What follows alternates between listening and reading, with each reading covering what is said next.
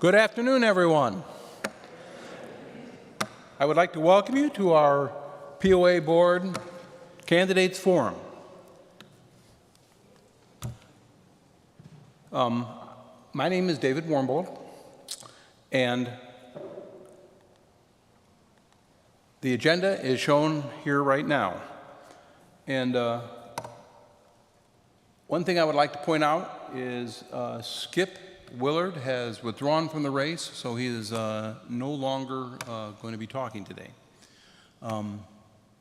So I'm giving a quick overview, and then I'm going to have Chet Pillsbury come up and talk about expectations and responsibilities of the board. And then we will, of course, have the candidates come up one by one, introduce themselves, and give a 5-minute discussion about their qualifications and expectations and what they would like to do. There will be 2 prepared questions that the candidates were given in advance, and they will provide answers to those, and then we will have a question and answer period.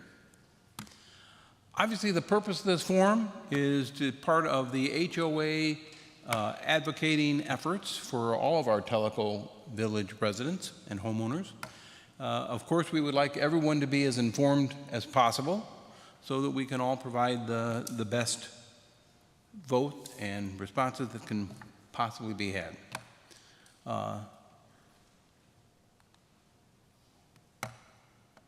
During the candidate, oops, I'm keeping track here. Before we get started, I would like everyone, of course, to turn off their cell phones or at least put them on mute.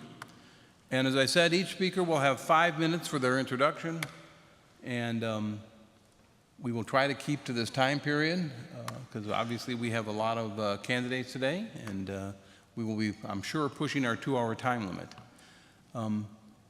I should point out that all the candidates were given those 2 prepared questions, and that none of their responses were shared with any other members of either the HOA or of the candidates themselves. You can submit questions from the floor when we get to the question and answer period, or if you're online today, you can send in your questions, and we will be monitoring that website, and we can, if time permits, ask those questions as well. Any questions we will do not answer, we will give to the candidates after our program, and they will have an opportunity to provide any answers to us that we can then post on the website. Of course, this is just a reminder that today is about the candidates and having them provide you the best answers that they can.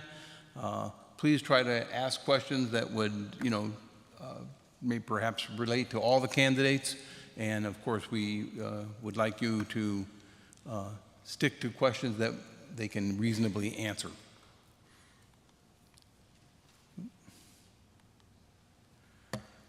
At this time, I'd like to bring up Chet Pillsbury, our Tellico Village CEO, and he would like to discuss, of course, the board responsibilities and the expectations that, of course,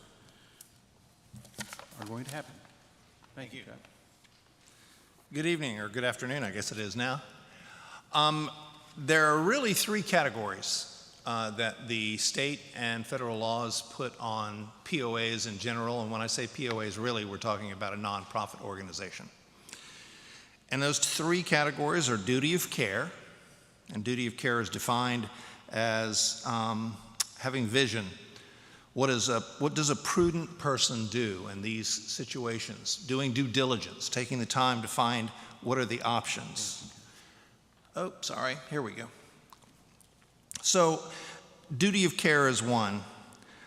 Duty of loyalty is the second one. And that's defined, in most cases, as always focused or thinking about what are the priorities, what is best for the association, and not what is best for them as individuals or any other organization. I want to pause here for a moment and say all of us should have the deepest respect for those who are on the board and who run for the board, because they have the arduous task of making decisions in a selfless mode when very often the decisions they make affect them personally and directly, but they are in the best interest of the community rather than the best interest of them as individuals. It's a very, very difficult task. The last area is duty of obedience. And what that means is they work to ensure that both the community and the board stay within the laws of the state and federal laws, as well as within the rules of the declaration, the bylaws, those kinds of things. So, under those things, we'll get to the list of little items that I have here to run through relatively quickly because I don't want to take up much time. They have to exercise all the corporate laws, all those things that we just talked about. That would be that duty of obedience. They have to develop strategies, give direction, think long-term for the community. That would be that duty of care. Review and keep updated on all organizational visions, missions, and core values and guiding principles, duty of loyalty. Develop annual goals, objectives for the board to monitor and perform, for the board and to monitor and performance them. Both hire and approve and direct and give goals and monitor the goals of the CEO.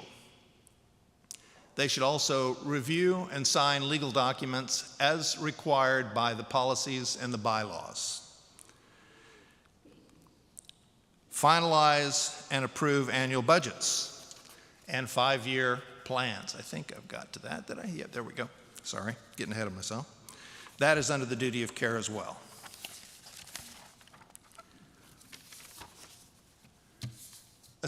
Approve expenditures per the policies. Appoint all members to committees of the POA in accordance with the POA charters and bylaws and the committee charters. They also to engage new members for the board, meaning to develop people who are in the community to replace them on the board so that you're constantly getting new blood, new information, new ideas. Appoint and replace members for interim openings on the board. What this means is that if someone were to leave the board before their term is up, for whatever reasons, we've had people leave for illness, moving away from the community, then it is the board's obligation to appoint somebody to finish out that person's task on the board. Serve as the court of appeal. This is usually involved with ACC, where if a homeowner has a grievance about a policy or how the association's is set up, they would go to the board and have them make a decision on which way they would want to go. Serve as a liaison to the committees. All the committees that currently exist do have a board liaison on them, and they're there to guide the committee in terms of what their ideas, theories, what they want to do, how they would reflect on the board, and how the board would reflect on those. They need to encourage feedback from members. The board, just like the committees, should be the voice of the community. And the challenge with that is there's lots of voices in the community.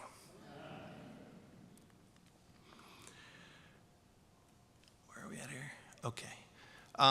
Establish measurements of key success. This is a very key one. A lot of people, both on the board and candidates running, have a lot of ideas and concerns that are all real about how we measure and how we look at our success.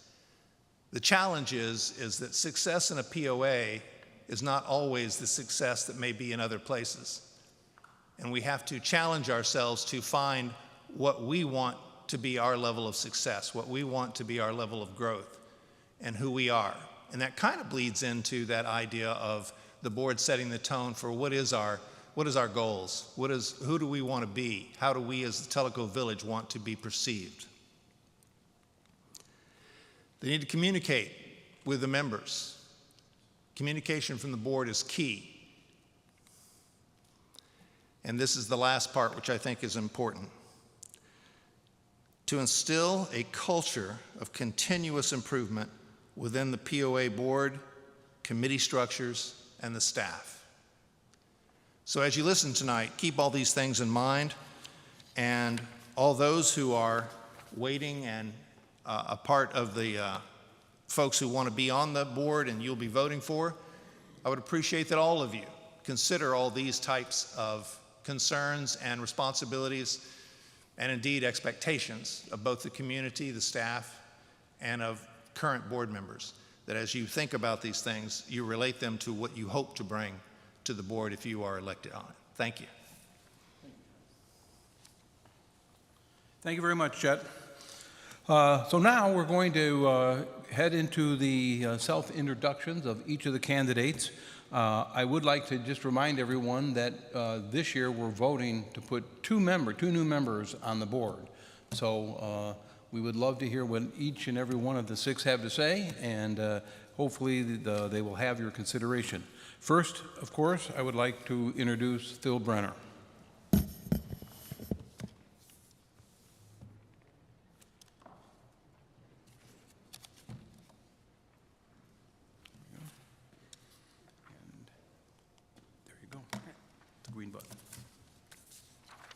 Thank you, Dave, and thanks to the HOA for hosting this event this afternoon. Thank you in the audience who came out this afternoon to listen, and thanks to those of you who are online, either live or watching this at a later date. If you haven't guessed, my name's Phil Brenner, and I'm a candidate for the TV POA Board of Directors. Let me give you a little background about myself here. I've been a resident of Tellico Village since 2017. And I did kind of the normal things that people do when they move here. I joined new villagers. I got involved in a lot of activities and tried out different things. I was a Muddy Boots coordinator for a year. I found out various activities and things that piqued my interest, so I became a Stay in TV volunteer. I'm a member of the HOA. I belong to the Wellness Center. I'm a friend at the library. You might see me at the Tellico Players when they're doing plays. So all the normal things that people do here. As far as my background, I had a nearly 40-year career in marketing and communications and customer experience. And I worked for big companies and small companies and managed teams of up to 30 people and budgets up to $10 million. But about this time, you ought to be saying, well, you know, Phil, everybody up here had a very successful career, and everybody up here has a very impressive resume. So that's all great. That's all well and good. What have you done for me lately? So let me talk a little bit about relevant experience since I've come to the village here. In 2020, I joined the Long Range Planning Advisory Committee. And for the past 2 years, I've been serving as the chair of that committee. So in the 5 years that I've been on the committee, here's what the committee has done for the community. We delivered a village-wide survey. So we fielded a survey of 62 questions. We had over 2,200 households respond to those questions. That meant 3 million data points, and we had 300 pages of verbatim comments that came out of that survey. So one of the things that the committee did was to pour through that survey, distill it, digest it, and present it back to the board and back to the community. We followed up that survey with focus groups. So we heard some of the things in the survey that were concerns, and we followed up with focus groups among the village. And in particular, we did focus groups on green space, trails, parks, and recreation. We also then followed that with an update to the long-range plan. So the long-range plan that the village has was adopted in 2019. And a couple of years ago, we presented to the board an update on the status of some of the recommendations in that plan, as well as some additional recommendations that came out of time and out of the survey since that plan had been adopted. Last year, we delivered to the board a master land use plan for the village. So the board asked us to take a look at the properties owned by the board itself and develop some ideas of what the potential future uses of that land might be. For the past 2 years, the committee has been working on capacity and utilization studies. So one of the concerns that the board had was, are our facilities big enough? Will they carry us all the way to build out when all the lots in the village are built out? So last year we started with meeting rooms and restaurants and did analysis on those. This year we are working on the recreation facilities. We're going to be looking at our parking lots, and we're going to be looking at our docks. And then finally, earlier this year, we developed and delivered to the board a benchmark rate study. The board asked us to take a look at the rates and fees that Tellico Village charges and compare that to other communities. So through all of that, I have had interactions with every other single advisory committee in the village, as well as the strategic planning committee for the volunteer fire department. And because the long-range planning committee is always looking to the future, I like to tell people, I think I've seen the future. And the future is different than our past. We're moving from an era where we were growing and adding and building and creating new amenities to an era where we're going to have to sustain and maintain the things that we have. So that's the reason that I'm running. And I've developed a campaign. It's organized around the concept of focus. That's finances, operations, communication, unity, and safety. And I invite you to visit my website, tellicofocus.com, where I tell you a little bit more about each of those items and some of the key tenets behind them. Again, my name is Phil Brenner. Thank you for having me this afternoon.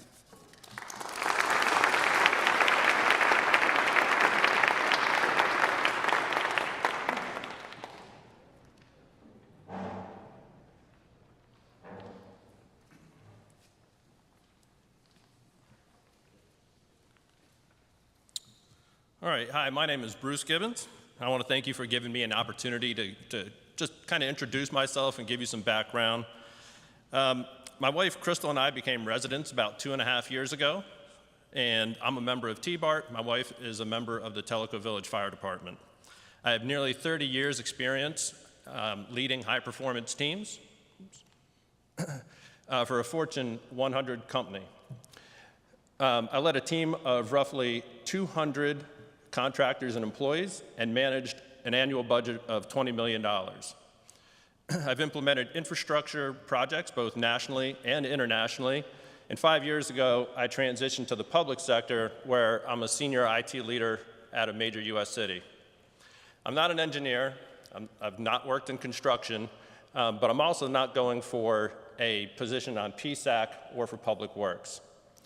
My focus is on making long-term, sustainable improvements across the board. And I really believe that together everyone achieves more, which is team. So why am I running for the board? A lot of it comes down to trust and transparency. I've listened to you speak at the town halls, the board meetings. I've talked extensively with my fellow neighbors. I've read the endless neighborly discussions on Nextdoor about this. There seems to be a perception or a reality that there's a lack of trust between the residents and the POA and the board. It's clear that you're not asking for, but demanding more transparency.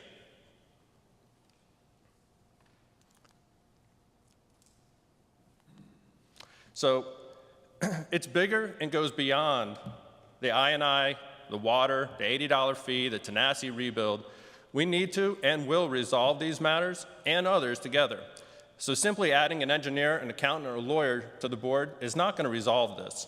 We need a leader who prioritizes practicality and outcomes over the abstract principles and theoretical ideas to solve our problems today, as well as set us up for the sustained future success for years to come. So I am that leader, and my commitment to you is I will focus on the concerns and the interests of our residents while working collaboratively with the POA, the committees, and the members of the board to put in place proven sustainable leadership practices to restore the trust between the residents and the POA and plan for the long term, to prepare us well for whatever comes. Today it's the water and the sewer, but there will be something tomorrow. So we're going to emphasize on these core principles: transparency, accountability, trust, and unification. So how do we get there? Transparency and accountability. I believe it's important to initiate a third-party fiscal audit of the financials and the processes, starting at the committee level. We're going to create an IT advisory council to address the Tellico Village's IT needs, security, and strategic plans. We'll review or develop the KPIs and performance targets for each of the committees for fiscal year 25 and 26. We'll perform a 20-year reserve historical assessment to find out what happened to the assessments and how did we get where we are today. We'll review the long-range plan advisory committee's breakdown of the village's assets refresh timelines. So how did all these things about the tanks and all, how did we miss those things? So for rebuilding trust, we're going to perform a core competency skills assessment of the committee leaders. We'll establish leadership performance enhancement programs for any of the leaders that need some further development to help them. We'll host monthly community forums where residents will directly engage with the board members on relevant topics of interest. For unification, we'll establish a stakeholder coalition, which is really made up of residents, leaders, and some subject matter experts. And we'll develop the timeline for the findings and those action items. We're going to demystify and decode the financial jargon for the benefits of the residents to ensure that everyone is on the same page when we talk about finance. So when you vote for me, you're choosing a candidate who's deeply committed and concerned about our community and understands the importance of transparency and accountability in leadership, as well as their impact on how budgets are managed, decisions are made, and preparations are developed for the future. With nearly 30 years of experience in IT, including a strong track record of senior leadership and strategic innovation, I'm going to bring that unique perspective to problem-solving decision-making. I believe in fostering collaboration and open communications, ensuring that every voice is heard and valued. My dedication to enhancing our local infrastructure and supporting the community initiatives reflects my passion. So together, we can create the sustainable future. I'd be honored to earn your trust, your support, and your vote. Thank you. And I'm Michael Lackey.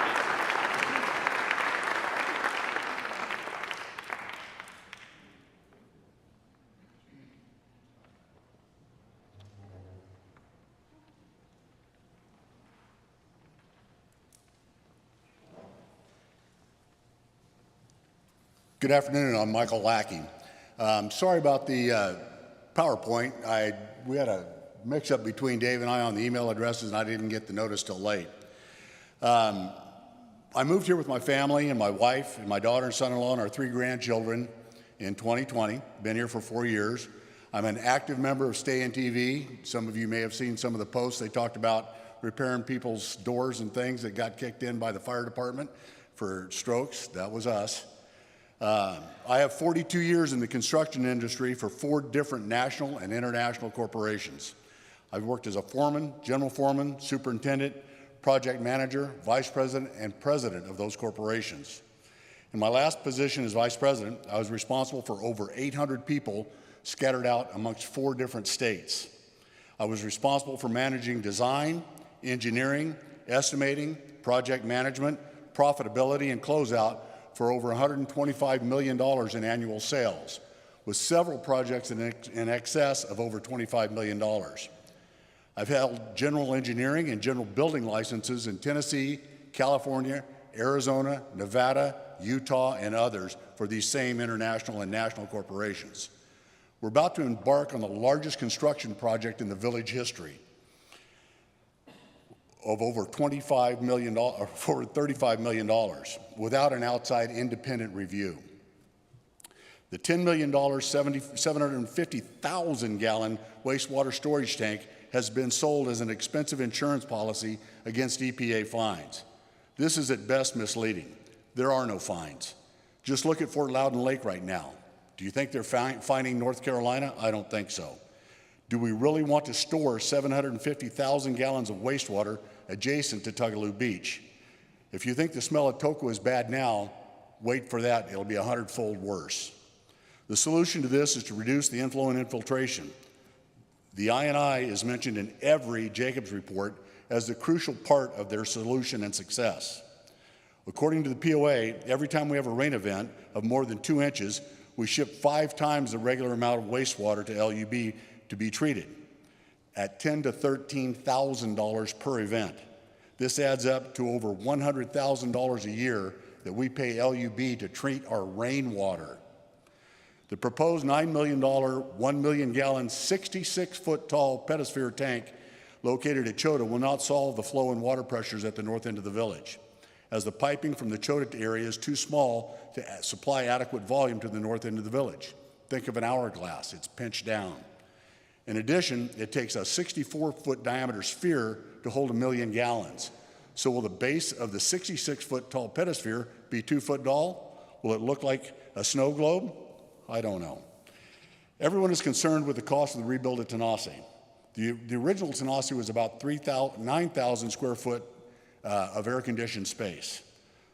The new Tanasi is over 16,000 square foot of air-conditioned space, with full-time dining for 300 and peak dining for 400. Do we really need this grand of a building? Where will the clientele and staff come from? Will they rob from other restaurants within the village? Perhaps. We're currently subsidizing our existing 3 restaurants to the tune of over $800,000 a year. Is this massive expansion of Tanasi going to lower that subsidy or increase it? Don't get me wrong, I believe we need Tanasi rebuilt, but maybe not this grand. Our CFO has recently posted in the third quarter POA newsletter that we are planning to accrue a minimum of $10 to $12 million annually in reserve for future projects. What future projects? That's about $2,000 annually per lot. Where's this money coming from? More water fees? Our board currently has a dentist, judge, CIO, IT manager, controller, CAO, and an entrepreneur. Our judge and dentist are stepping down, and I thank them for their service. It's time to add some practical knowledge to our board and transition from this hiring, building, taxing, and expansion mode to a maintenance and cost reduction mode. There are far too many things to address in this limited time. Please go to the website, Teleco Smart. I thought it was going to be up, but apparently it's not. I thank you for all your time, and hopefully you'll be voting for me in the future. Thank you.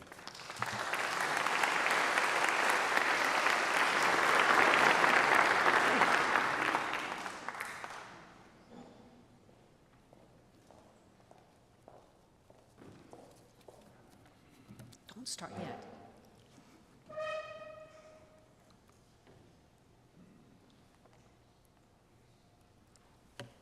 Good afternoon. My name is LaVon Mitchell. My husband and I have lived here for 7 years. We are golfers and boaters, and we line dance. I have been in the IT industry over 30 plus years. I started out in networks and progressed into cloud computing. Had a staff of approximately 15 project teams, and at any point in time, we had about 20 active developments going on.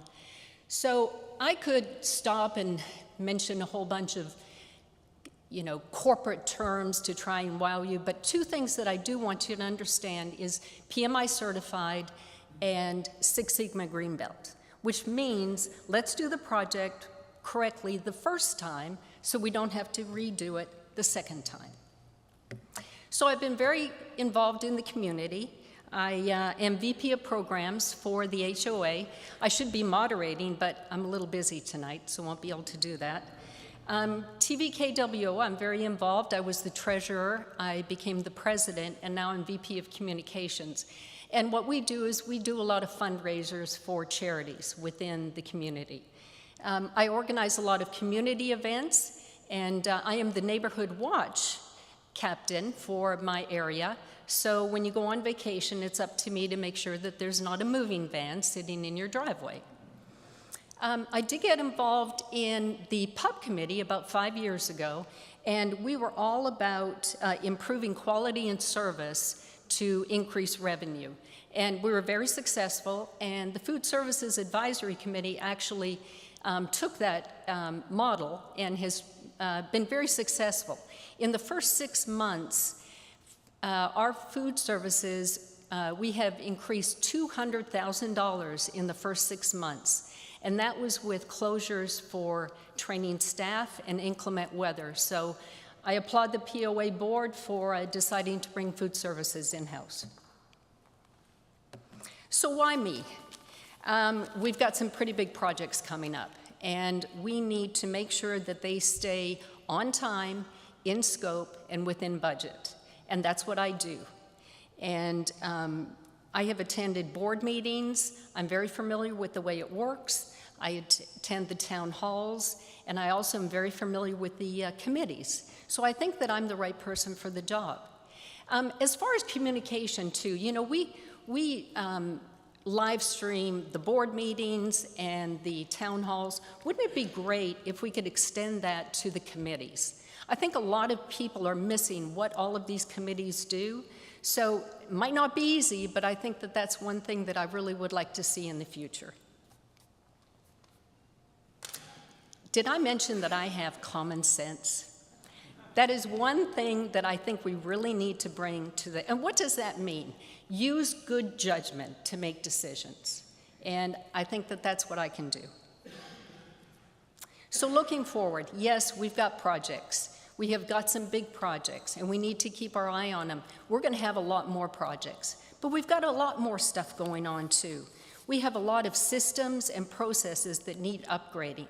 We should not be doing manual journal entries to try and tie disparate systems together. We need to get everything to work together. We can reduce that crazy manual labor, and we can get the numbers out to people much quicker. So I really think we need to invest in that area. We also need to look at some of our systems. We're getting better with alerting ahead of time, but rather than alerts coming in at the end of the month, wouldn't it be great if we could get them immediately? So if there's a water leak, let's not get it reported at the end of the month. Let's get it reported right then and there. So I really think that we can do some work in that area. The last area is the governing documents. This is going to be a hard pill. It takes 50+% of property owners. But there are some things in there that we really need to look at upgrading. We should be able to pledge assets to be able to get lower interest loans. And we can only do that if we update those governing documents. So why vote for me? Let's not lose touch with what the role of the POA Board is. I am a homeowner, and I represent the homeowners. And what we need to do is we need to maintain and sustain our infrastructure, but we can't lose touch with our amenities because that's what holds our property value. I truly believe that we all work together, we can make Tellico Village the best neighborhood in Tennessee. Thank you.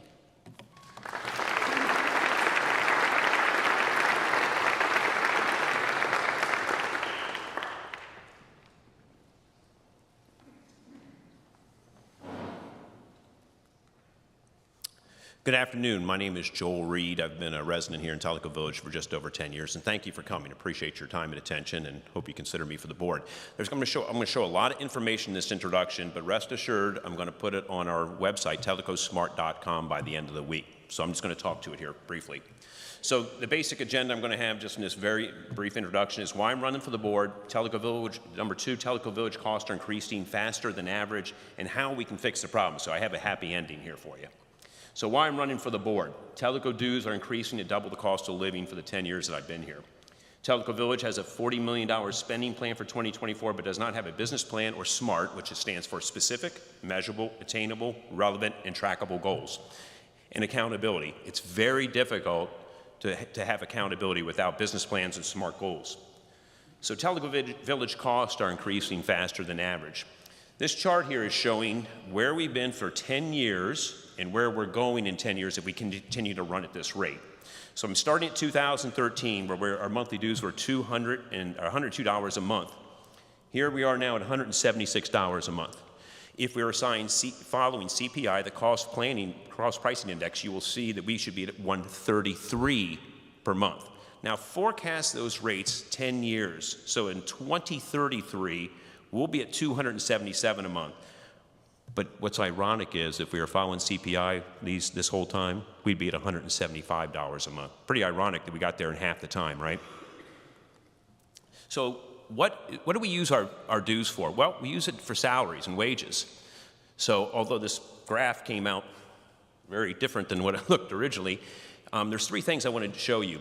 So you have a comparison between Tellico Village salary and wages for the last 3 years, the U.S. military increase in salary and wages, and COLA, cost of living allowance. That's for those of us on a fixed income, our Social Security. So in 2022, Tellico Village salary and wages went up 23%. Our military got 2.7, our seniors got 5.9. In 2023, Tellico Village salary and wages 10.7, our military 4.6, and that got cut off. It shows our 8.8, I believe it is, for, no, 8.9 for COLA. And then the last year, it shows that Tellico Village went up 8.8%, military 5, and then back down to 3% for our senior citizens. What is not covered by our assessments is water and sewer. This is something I wasn't aware of. We're making a profit off water and sewer, so what we're paying the POA is not what they're paying LUB and TAS. So in 2019, we marked up our water almost $500,000. Every year we've been marking up greater percent. Last year, 2023, we marked it up 30.6%. We paid an extra $2 million for water and sewer services. Over this 5-year period, we've added $6 million that we've paid in markup for water and sewer. So how can we fix this problem? This is the happy ending I was talking about. Well, it comes from business planning and what Chet was talking about in his introduction. He talked about the responsibility of the board. We have to give clear goals, we have to give strategic thinking, we have to give goals and objectives for the POA. So last year, I met with Chet, I met with his management staff, and they says, hey, we have a thing called a balanced scorecard, come out of the Harvard Business School, does a great job at giving clarity to running a business or a community effectively. He said, go for it. So for 3 months, I put this thing together. I'm not gonna bore you with the details. Again, this is all on the website. You have the mission, vision, and strategy on top. You have your strategy map on the bottom left, and on the bottom right is clear initiatives, measures, and goals on how to get there. But a balanced scorecard looks at the whole community in 4 perspectives: financial, customer satisfaction, your processes, and learning and growth, how we educate and train our employees. Chet and I also met again, and I presented to all of his executives and managers on June 21st, saying, how do we put a business plan together? And we agreed on these 3 steps. Step 1, SWOT. Step 2, business plan. Step 3, budget. The budget supports the business plan. So in summary, I'm a 30-year Honda engineer, facility manager, and plant manager. I most recently ran the plant here in Loudon, Tennessee, over 400 employees, 100 semis in and out every day. Very comfortable working in the local community. I'm a troubleshooter. I'm an expert in lean processes and efficiency. I'm an industrial engineer by education. I'm extremely passionate problem solver. I'm patriotic. I run the Flags for Glory here in Tellico Village. You'll see this Veterans Day. You're going to see over 325 flags. It's a great program. And I'm a dedicated resident. So at the end, vote for Mike and I. We'll bring some of this common sense business approach to the forefront. Thank you so much.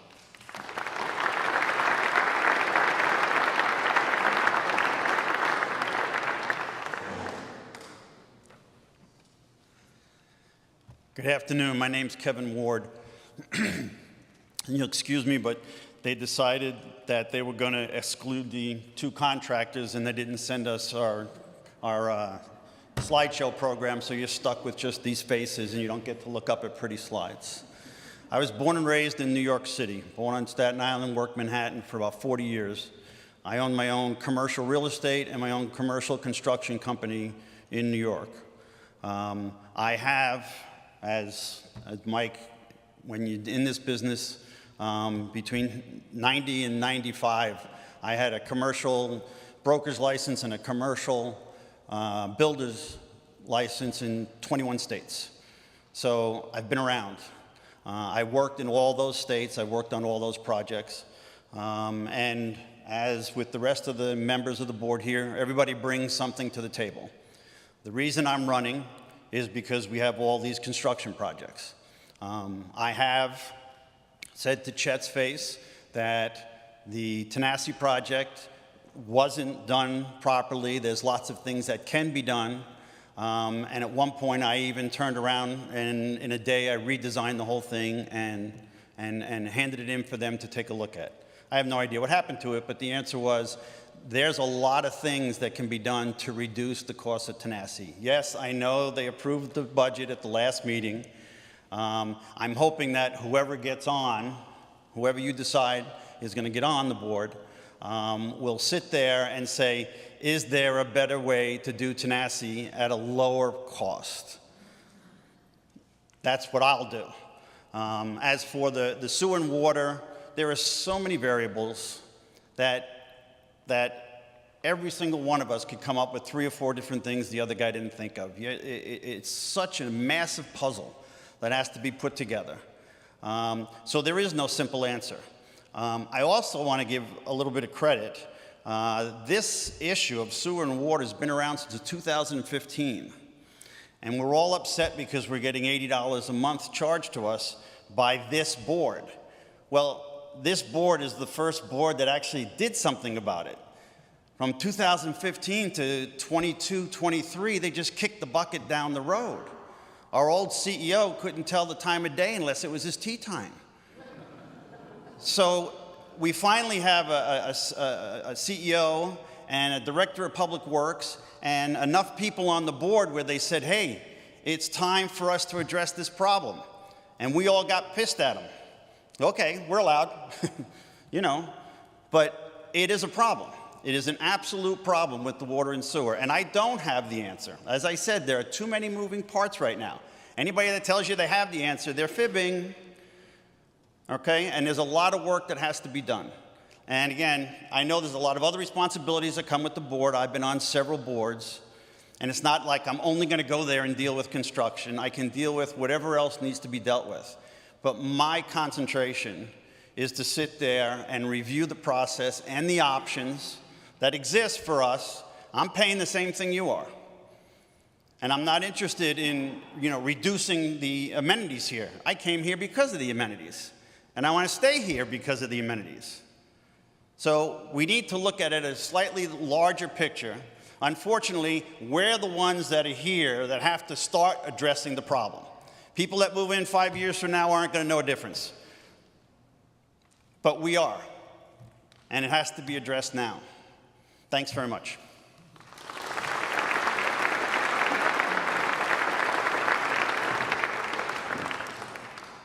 Thank you very much, Kevin, and all of you for your introductions today.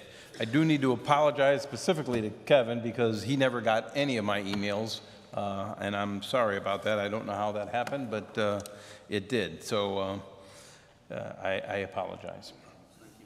We are now going to enter a section where the candidates were given, except Kevin, 2 questions to answer specifically, and they will have 3 minutes to do that. I will ask the first question and give the opportunity for each of the candidates to answer. They can stay at the table or they can come up here, their choice. So, the first question is, the POA has begun the process of addressing the improvements to our sewer and water systems, i.e., such as the TAP plan. How would you approach these upcoming improvements? And since we started on the far left last time, we're going to start right in the middle with Levon for this question, and then continue to the right. Go right ahead, Levon. It's got a red light on it. Can you hear me? I guess the red light doesn't mean off. Okay, so for this question, first of all, I'm not happy with the $80 fee. I know nobody is. It's not a new issue. I think that this should have started long ago, so the impact would not have been as great at this time. However, here we are. Let's briefly talk about the solution. This was put together by PSAC working with Jacobs Engineering. There was a lot of back and forth pushback from Jacobs, which is good. And keep in mind that 5 of the 7 members of PSAC are engineers. Now, the idea of getting 5 engineers to agree to a solution, to me, is amazing to begin with. But one of them actually was in the water and sewer business. So I feel pretty comfortable with that. They spent hundreds of hours, and I do thank them for their service. They don't get paid for this, but it's a permanent solution, not a Band-Aid, waiting for bigger expenses in the future. I don't like the cost any more than anyone else, but as Benjamin Franklin once said, the bitterness of poor quality remains long after the sweetness of low price is forgotten. Having said that, the project should not start without first having a project manager. It's the only way we're going to manage the scope, cost, and time. I know I'm beating project management to death, but projects that have project management are 2.5 times more successful. Statistics show that. The board's responsibility is to manage that level. we are not the implementation level, but we need to have checks and balances, frequent status meetings, reports, milestone charts. We need to understand exactly where that project is at all times. Thank you. Joel, same question to you. In 2 words, TAP 2.0, if that's 2 words.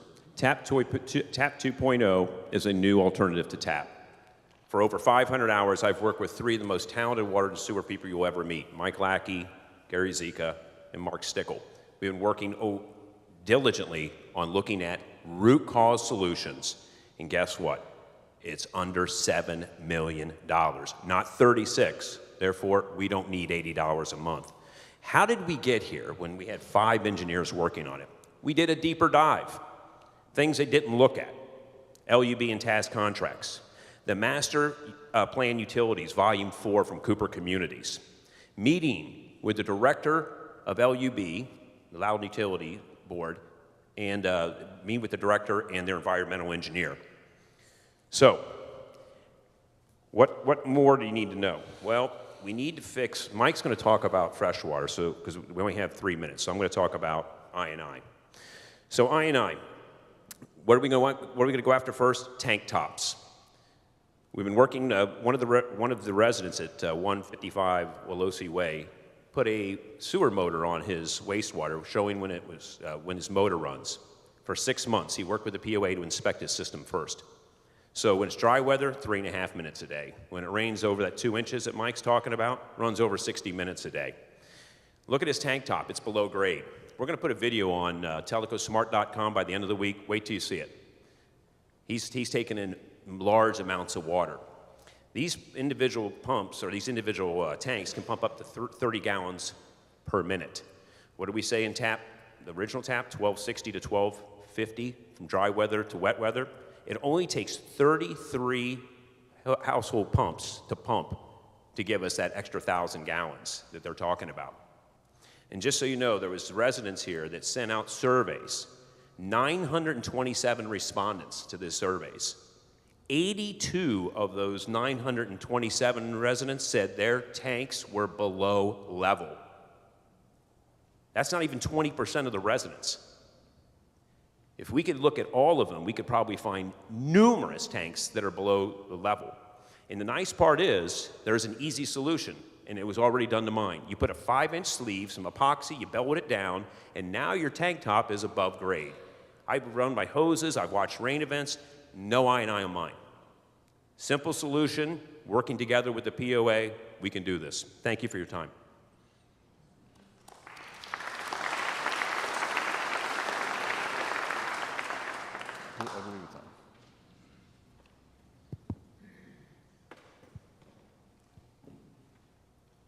As you've heard from my 2 cohorts, and as I said earlier, there's a lot of items that need to be looked at.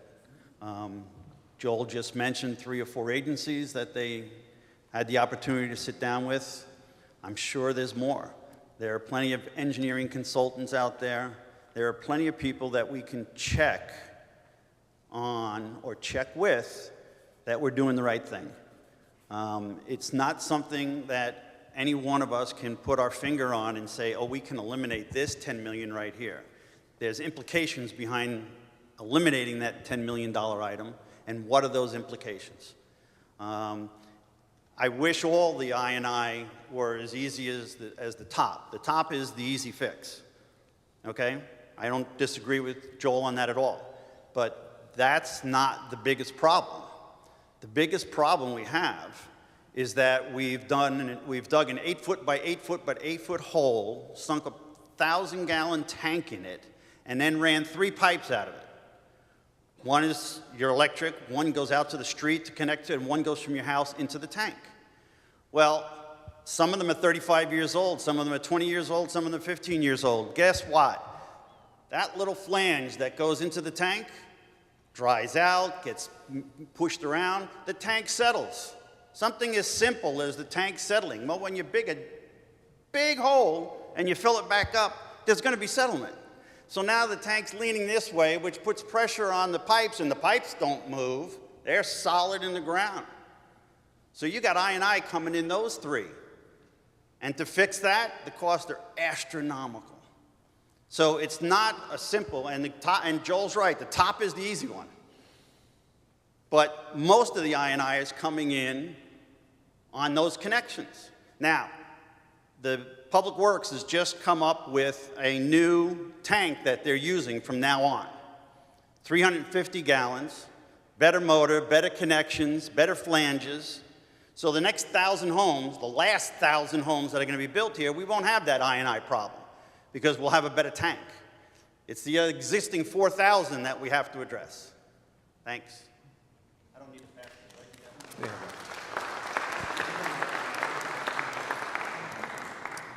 So let's start on this issue by first acknowledging that the issues are real. Our water and water pressure and water volume issues are real. My house is at 960 feet of elevation. That's just only slightly below where our existing water tank sits. You should come see my water pressure on Monday mornings at 6 o'clock when everybody's sprinklers go on. It's not adequate. Our existing water tank has leaks. Ask Public Works about how many times they've tried to repair it. It's aged out. It needs to be replaced. Likewise, our sewer issues are real. I'm going to quote to you a couple of items from a report that was issued just last month by the state of Tennessee. That study that the state of Tennessee issued said that we need to spend in the state more than $3 billion in the next 3 years on upgrading wastewater systems in the state. The study cited 57 local governments, another 13 operators that have active enforcement orders, that is TDEC, the Tennessee Department of Environment and Conservation has imposed sanctions or other actions against the violators. And there are 36 local governments in the state that have had sewer moratoriums imposed upon them. What that means is they cannot connect new customers to their sewer system. Imagine if Tellico Village were in that scenario. Now, in 2022, the Tennessee the Tennessee section of the American Society of Civil Engineers reported that 82% of the state's wastewater systems have the same problem we have. They have I&I issues when they have more than 3.5 inches of rain in 24 hours. Now, Joel mentioned tanks. We should look at our tanks. But that's not a new idea. I look back through the PSAC reports from 2019 and 2020. We looked at and remediated over 1,000 tanks in 2019 and 2020. So that's not a new idea. The POA has a plan. It's an engineered approach vetted by Public Works and our own PSAC committee. The other approaches are speculation with an unknown scope and an unknown cost. Our approach, not my approach, our approach should be to execute the engineered solutions that we've identified, to hire a project manager to ride herd on the cost and the project of those programs, to continue to pursue ways to reduce the demand on our systems, to seek additional state or federal funds, but we can't count on that, and we need to be prepared to make adjustments. The bottom line is we can't kick the can down the road anymore. We can't count on speculative solutions. We must address this now, and we must move forward.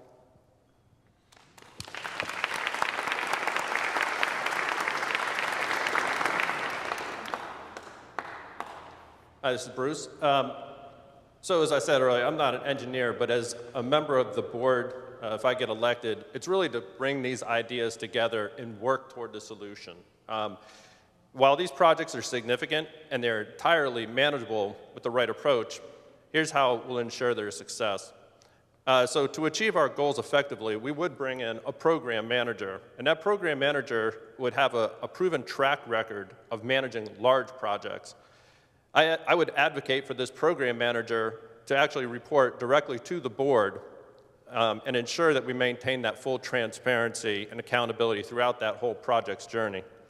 As we embark on this initiative, I would gather comprehensive baseline data on our current challenges, such as the sewer alarms, the water pressure in various areas, the water and the sewage volume flows. This data will serve as a crucial benchmark into whether or not our improvements are actually effective. And in tandem with that, I would launching with this project, I would establish a committee composed of the enthusiastic volunteers from our residents, from the POA teams, and the committee would actively investigate the concerns during the town hall meetings on Nextdoor, working collaboratively to validate and address those claims. We'll hold regular town hall meetings to discuss the progress of those TAP projects. We will not only provide important updates, but also create a platform for the residents to share their feedback and express their concerns. And finally, I would commit to ensuring that any significant changes to the budget, the timeline, or the project scope would be communicated in advance during our scheduled board meetings. Together, we would build a stronger, more transparent community and ensure these projects are successful. Thank you.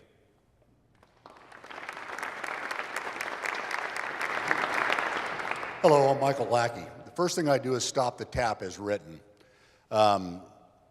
Go out there and get a third-party engineering review of the TAP plan and the Jacobs recommendations prior to us spending $36 million. Didn't you pay for an inspection when you got your home and get a second opinion on what that home looked like before you went and spent the money on it? The Jacobs evaluation model that recommended the elevated tank specifically excluded on the page 3 of their recommendation. The hydraulic evaluation was done without the recommendations of the master plan. The Chota booster tank, the Maple Hill booster pump, the Little Valley booster pump, and the transmission main improvements. All of those were paid for and are being paid for by your increased water rates right now. LUB put a brand new tank up on top of Watts Cemetery Road, put a booster pump station in Loudoun City, and ran a 12-inch line to tie into ours that made us in compliance with TDEC. In that space, they're not using the technology that we currently have or the volumes that we currently have. I would like to meet with Jacobs and get them to include the improvements that LUB made in their model. We are currently paying for those improvements and we're not using them. The other issue that they have where they're putting their tank, the piping that goes from Chota up to the northern end of the village goes down to 8-inch at South Tennessee Drive as per the Cooper documents. There's 1,550 homes platted north of South Tennessee Drive with an 8-inch main and another 750 gallons coming in from LUB. We need to put a water tank up there to supply it and backfeed the village and not suck all the water off the line before it gets up there. The problem with the tank at the Chota tank is it can't get the water there. Jim Hockey, your representative, his original proposal dated March 7th, 2022, had a booster pump put on the Chota tank and run 2 16-inch lines up to the north end of the village to backfeed the village. All of a sudden, that idea was not used, and somewhere, without reason, they've added a 66-foot tall pedosphere tank that's supposed to look like a golf ball, but it's going to look more like a snow globe. Thank you.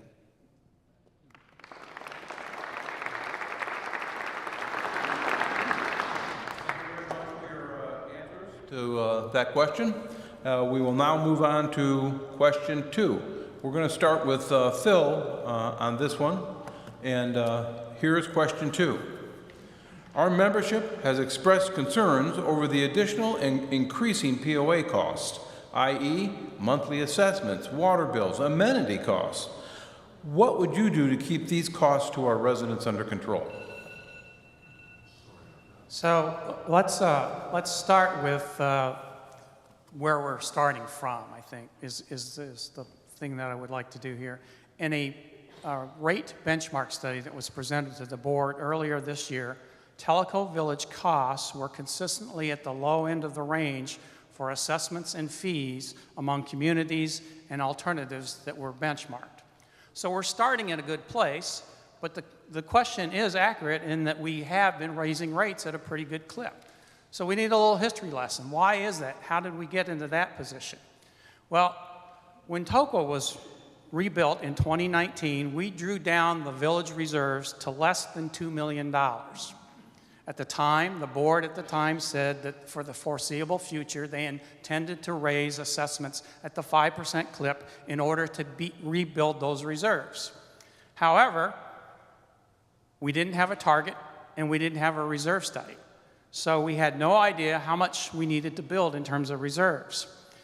When we did our reserve study, we found how woefully underfunded we were. So assessments and fees have risen steadily. How do we get off the merry-go-round of raising fees? Well, there are any number of ways to do that, and you're not going to like them.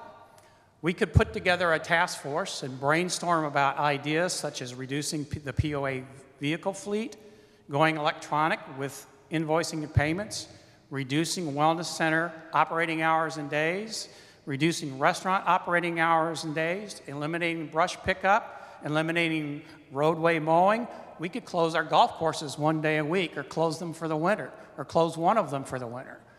All of those are trade-offs. It's not that those are right answers or wrong answers, but we need to be honest about the trade-offs. I'm sure that somebody in the audience here would object to many of those ideas. So we need to build consensus about what things are we willing to live with and what things are we willing to live without in order to bring our costs under control. I believe that we can reduce costs in a way that makes sensible trade-offs between the things that we value and the things that we are willing to pay for.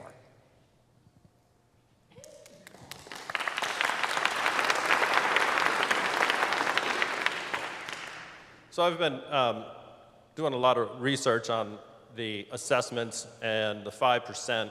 And so I did a little bit of looking, and the assessments costs have increased at an average of about 5.82% over the past 5 years, or about 4.65% actually over the past 20 years. So when you actually look at those assessments and how much they're increasing, we're kind of almost in line where they've been. We've had some years, like in 2020, that was 5%. In 2023, that was 9.1%. In 2024, we're at 5% again. So it's not too out of whack when we look at those numbers, whether it's 5% or not.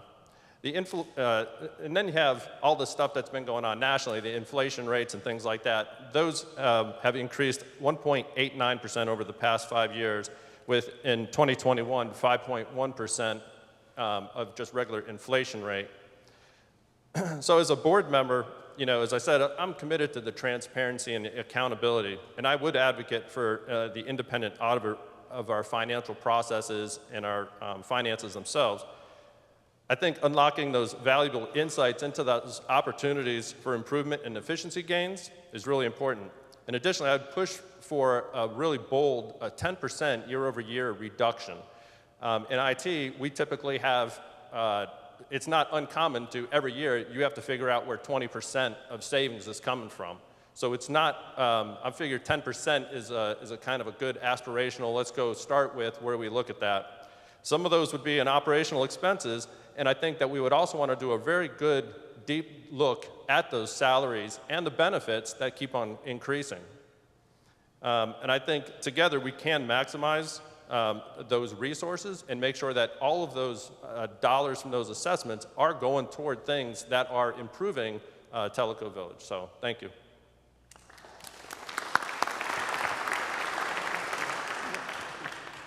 Hello, I'm Michael Lackey. They keep talking about the reserve study, and we'll get to that in a minute.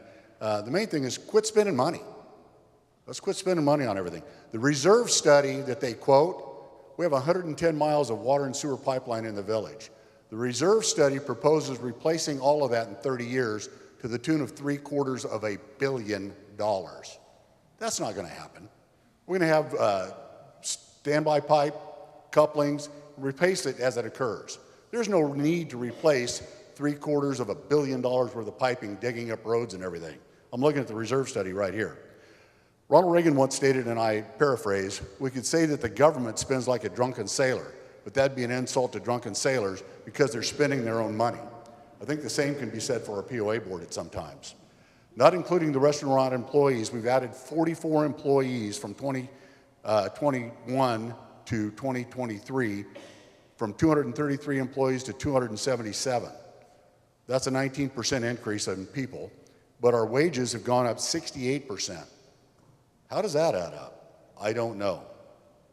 Our CFO is seeking to add $10 to $12 million annually to our reserves.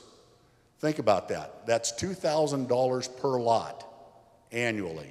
That's $170 plus or minus annually that you've got to come up with, or they've got to come up with per lot to make that goal. The reserve study put in an inflation factor of 4.5% for that 30-year study, but we're only getting a 0.5% return on our money in that reserve study. Why would I want to save money to lose it to inflation at the rate of 4% per year? It doesn't make sense.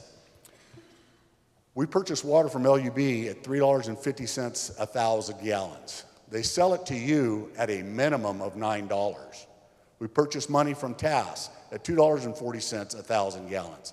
They sell it to you at a minimum of $9 a gallon, or $9, excuse me, 1,000, up to $20 a 1,000.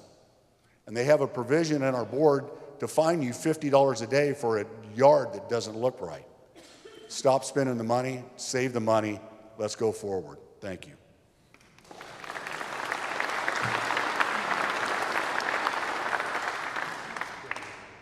I've got lots of ideas. So I know when you were talking just a little bit ago about the salaries that were increased, I know that I did ask the board because I was concerned about this, and food services added 140 employees, so that was a lot of it. In addition to that, we kept losing public works and golf course workers. The public work folks, they would train them on the systems, and then they'd be trained, so then they'd go someplace else. So we had to, the board had to increase their salaries to retain them because we just had horrible overflow. Just wanted to clarify that. So how can we get more revenue? Well, I think we should expand our marinas. We have a big, long wait list for boat slips and kayaks, and the marinas are actually one thing that makes money. So I'd like to see us work on that. I know that we would have to work with TVA. We need to find property, but I think that's definitely someplace we need to look. Because I believe this question was about increasing revenues. Yeah, okay. I think we need to continue growing our restaurants. There was a number thrown out. Tanasi actually just has seating of 300, not 400, and that includes the outside seating. But Tanasi was by far one of the most profitable, so if we can get that online, I think that would be great. I think we need to get this buy-in fee passed through legislature. Right now, they're talking about it's 0.5% is the proposal, which is by far much less than most communities. One caveat I would say here, though, if you're a Tellico Village resident, I think you should be exempt from that. If you sell your property and want to stay in Tellico Village, if you buy another place in Tellico Village, I think you should be exempt from that. Golf is one of the biggest subsidies to the tune of $1.2 million. It is the amenities, but it is a huge subsidy. I think if we could take a look at the golf rates, and not for the inside folks, but for outside play, still remain competitive, but get those rates up. Okay, so reducing expense. The POA has already been challenged to reduce 5%, and they need to do that. We need system efficiencies. I mentioned that. We need to get these systems working together so there's less manual effort and less labor, and that's labor cost. We need to get the software products talking to each other. As I mentioned before with the maintenance issues, we need timely maintenance alerts when things go wrong. That's going to save us some money. And I also think that we need to think outside the box, and we have a lot of POA residents that really do struggle. Just one more second, this is important, I promise. A lot of POA residents that do struggle, and I think we need to think outside the box, and how can we help the POA residents that are struggling? I can remember living in a community where when we would pay our utility bills, we would pay extra. And that money would go to people that were struggling. Why can't we do something like that? I think we need to start helping each other. So I'm done.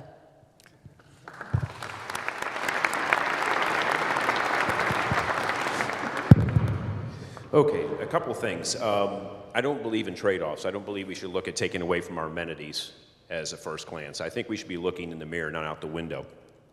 We all enjoy our amenities, and we should not be looking at cutting those and closing things down to save costs per se. And in regards to the 233 employees in 2021 to 277 in 2023, that was not with the restaurants. The restaurants were not part of that. Nor was the numbers that I was showing earlier on there. It does not include restaurants. Everything, all those wage increases is not including the restaurants. So in summary, the question, the answer is accountability. So how do we get accountability? Well, I already showed you the balanced scorecard. What we should be doing is the POA should be giving clear goals and objectives to the board of directors should be giving it to the POA.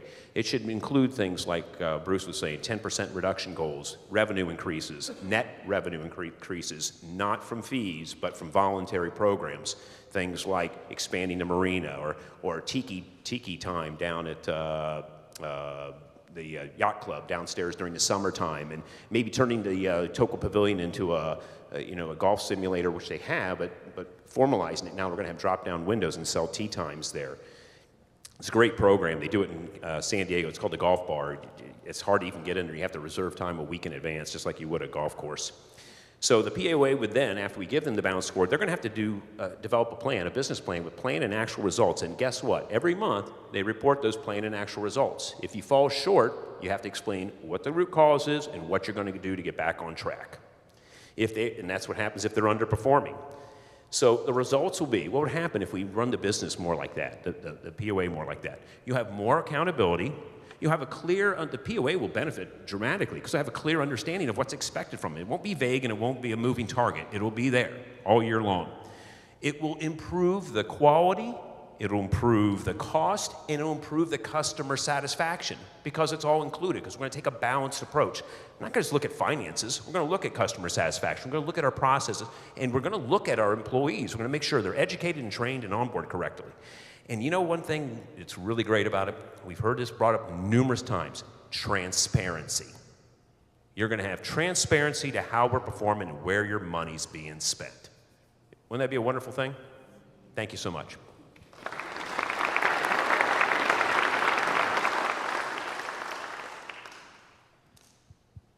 Bet you're tired of hearing all these answers by now. I'm tired, and I'm sitting up here. There's an advantage to being the last guy. I can turn around and say, I like a piece of each and every one of them, and each and every one of them is correct. And it's kind of funny because, I had my little notes on that one, and, top of my list is a buy-in fee, more programs at the restaurants. I can tell you that there will be a reduction built into the public works, but not now.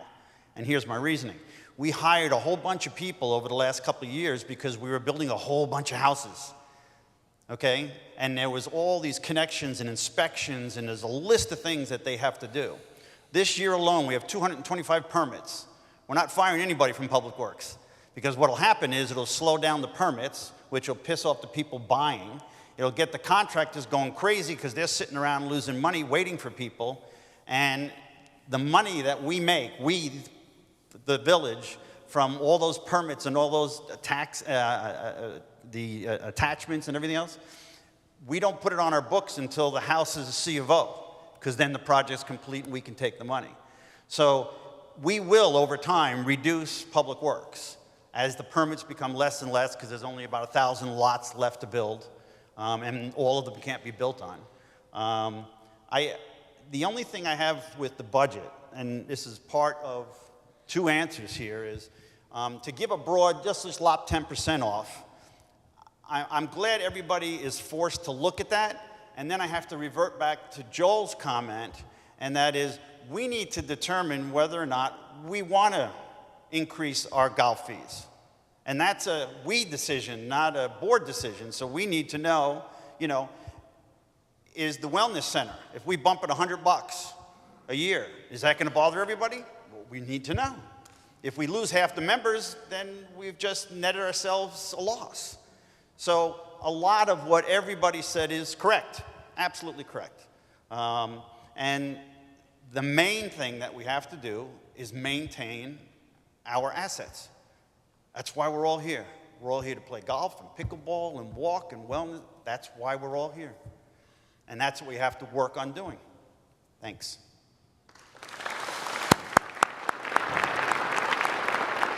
Thank you very much. We appreciate all of your answers and all the time that you've given us. Now, we would like to take some questions from the audience. I do have to admit that our online system is not working for those questions. Any questions that are being submitted online, we will provide to the candidates, and they will have an opportunity to provide those answers, which will be put onto the program. So, if there are any questions from the audience, please step forward and to the mic right here on the floor, and please ask your question. Hello, Jan. How are you? Hi, Dave. I'm fine. I'm too short. Thank you, everyone, and I appreciate you running for the board. I really do. It's a thankless job, I know. I'd like to start just real quick. Mr. Lackey, I didn't appreciate your comment about the federal government and the drunken sailor reference. I don't think it's applicable to this forum, so just wanted to say that. This is my question to everybody. Okay. As a candidate for the POA Board, you'll represent a diverse and somewhat divisive community with a wide range of perspectives. How do you plan to ensure that your political views and some of your political club affiliations will not influence your decisions? Specifically, how will you approach representing all members of the community equally and prioritizing the community's needs and wants over personal preferences and biases? Thank you. I'm sorry, was that a question to anyone in specific, or did? Oh, and would anyone like to answer? Okay. We'll start with Phil. All right. So, I guess I would say that the POA Board is a non-political position and a non-political office. So in my mind, the national politics aside, they don't have a play here. At the end of the day, we are all neighbors and friends, and we need to come together and work together for the best interest of the community. From my perspective, I think you do that mostly by listening. You need to listen to your friends and your neighbors and hear what's going on. You're never going to get 100% agreement. It may be difficult even to get 51% agreement.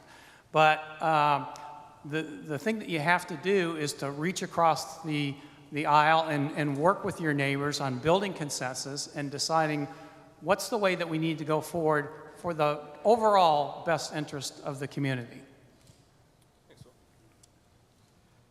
So thank you for the question. That was really good. I think being a member on the board, the way I see it is you are going to look at this from a business perspective, right? We're not there to weigh in on one side of the aisle or the other.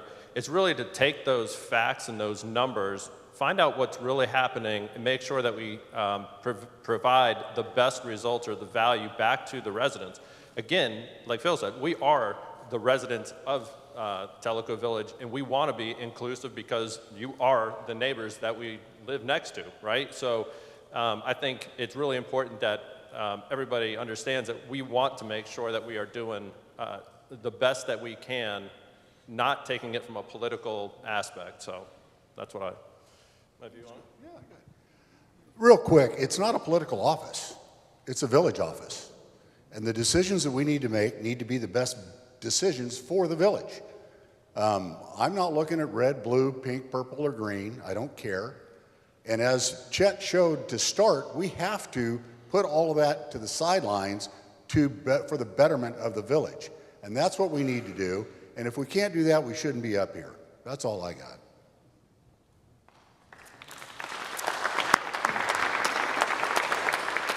Applause to the end.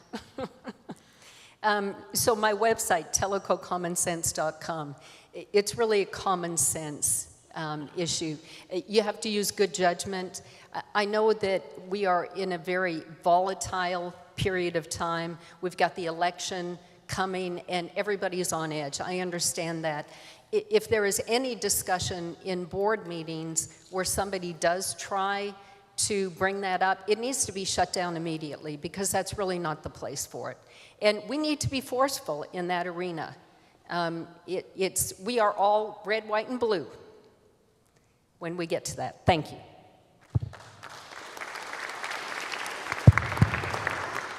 Yeah, I agree. This is not a political thing. This is a business perspective. It really is. One of the things that when I was meeting with the POA management team, talking about how to establish good goals for next year, one of the things that was missing or has been missing is customer satisfaction. How are we surveying you? But more importantly, if we do survey you, you want to see the results of those surveys. And if we're not pleasing you, we need to get back to you and come back to you with things we're going to do to improve your satisfaction. We have to create more of that two-way communication, non-political, business-oriented, and it's for everybody. I'm excited. I love this. I've worked for Honda for 30 years. They've moved me numerous times, and it's solving problems. I went into numerous facilities that were operating in the red, and I'd get them running the black and improve employee morale, improve customer satisfaction.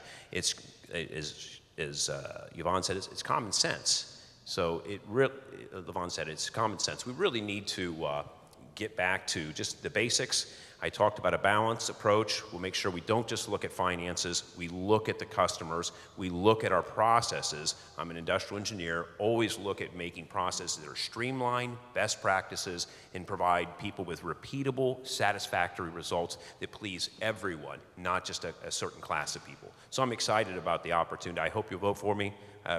This is something that really energizes me. It's really a lot of fun. I've done this many times, and I'm looking forward to doing it again. I got a lot of fire in my belly. Thank you.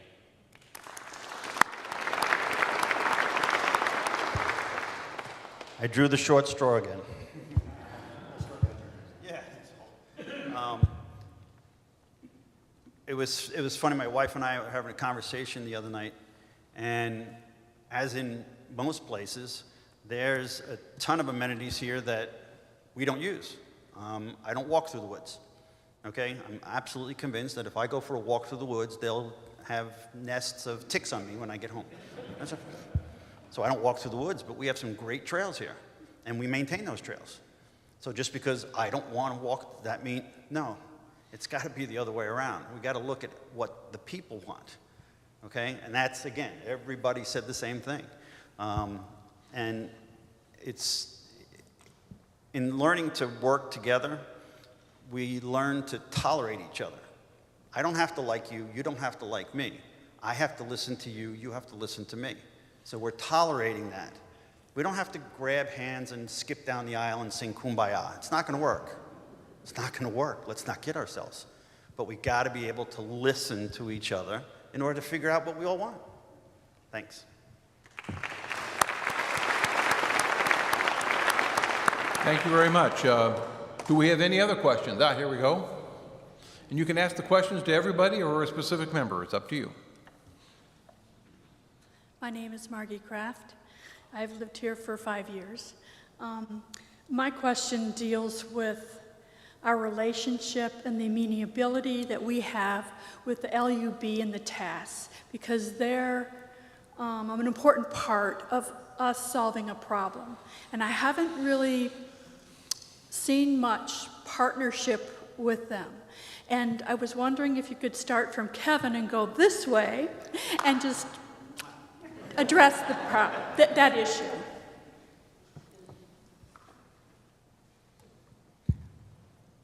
That is probably one of the first things that I would look at if I was brought onto the board. We need to have a better communication with the two, I won't call it, the two service providers, okay? It's difficult for TAS to work its way into the village because it's located so far away, and there's additional costs that would be involved in us bringing our water and sewer to and from. So those issues need to be looked at. But LUB, we have to have a sit-down meeting with them. We have to figure out what their long-range plans are and where can we fit ourselves into that. I also think that we need to get our local county representatives here and, you know, smack them upside the head once or twice, I'm not sure. But, you know, I expect more from the county. They're collecting a hell of a lot of money from us, and we need more from the county. They have to do something, and I'm not saying I have a list of things, but we need to be able to deal with LUB and deal with the county and say, we need help with this, how are you going to help us? That's a great question, by the way. We do need to partner with LUB and TAS. So let me tell you about our meeting Friday Mike and I had with LUB. So we met with the director, John Davis, and the environmental engineer, Ed Adame. It was a fantastic 2-hour discussion.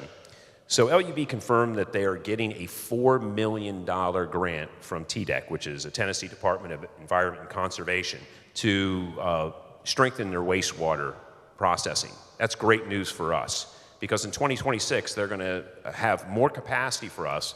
We won't need a wastewater tank. We'll have more capacity to send to them. But one of the things that they were really excited to hear about is that Mike and I are very committed to wanting to attack I&I.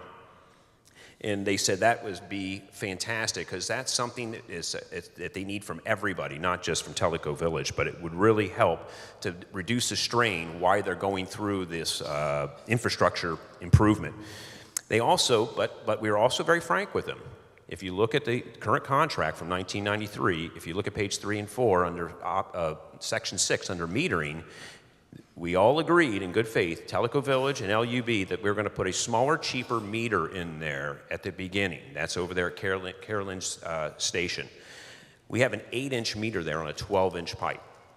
Mike and I were very open and frank with them, saying, we know that you're reducing our ability to send it to you. And they said, that's because we don't have the capacity right now to do it, but we will in the next year and a half, 2 years. That is great news. In the contract, it says when we hit our capacity, when we hit our capacity coming to them, they will allow us to go with a larger meter, and that's when we'll go ahead and put the 12-inch in there. Now it can increase from 780 gallons per minute to over 1,500 gallons a minute of wastewater. As you know, we go back to tap, our max is 1250. This is great news, and yes, that is a great question about LUB. That is a great partner approach. And one of the things that they said to us in leaving, they said their quote was, our success is your success. And they really look forward to talking and meeting with us much more in the future. So thanks again for that question. That was fantastic.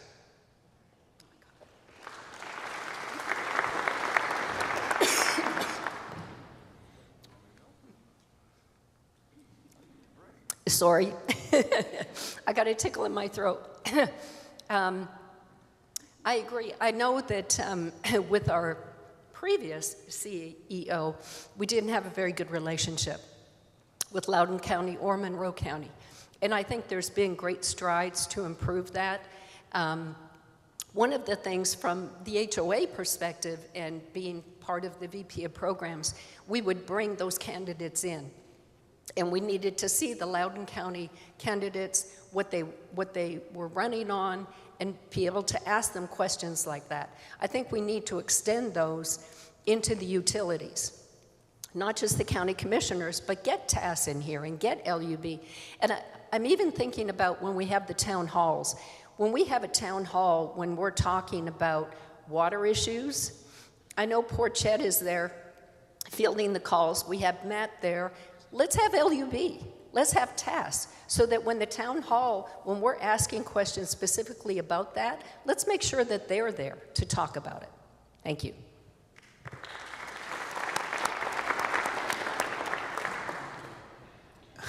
As my colleague mentioned, we met with LUB last Friday for 2 hours.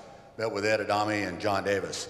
One of the specific questions we asked with them was, when Jacobs was doing all the reports for the water and for the wastewater, had anybody reached out to them? He said no. When we sat down and we looked at that, and they mentioned TAS, and I looked through the Jacobs reports, we actually have a contract with TAS to buy between 3 and 10 million gallons of water right here at the 72 and the 444 that I don't know that we're fully exercising, because I saw some direct 3 million gallon bills, which is the minimum that we were able to build. So there's opportunities there with TAS. We mentioned the way LUB got in is they bought Piney Utilities years ago, who was backed up to the west side of the village, and Piney got out of the water business. And all of a sudden, LUB looked at it and they go, hey, we got a new market. So in 2002, they came to us and made us a great deal on our water rates, less than TAS. Now then, they've sustained our water and our survivability with TDEC by adding in a 1 million gallon tank up on the ridge and running the piping down here to us. In their next reiteration of their expansion, they're doing an $80 million water plant right now. When they get done with that, they're going to have some more water that they can sell us, and we're looking at how to tie that in up at the north end of the village.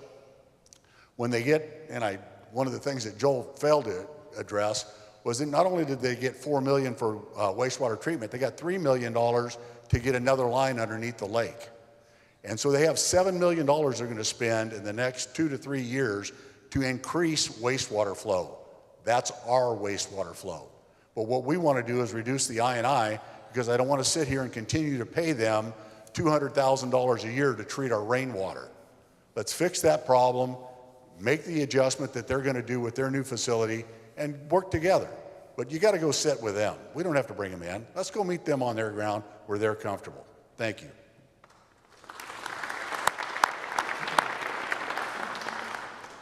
I know how Kevin feels getting these questions down here at this end.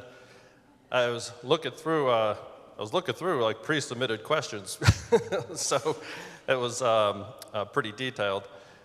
I think the relationships with LUB and TAS, part of it is trying to get those the different opinions. Our POA, our Department of Public Works, I've heard a lot about what they should have done or what they could have done.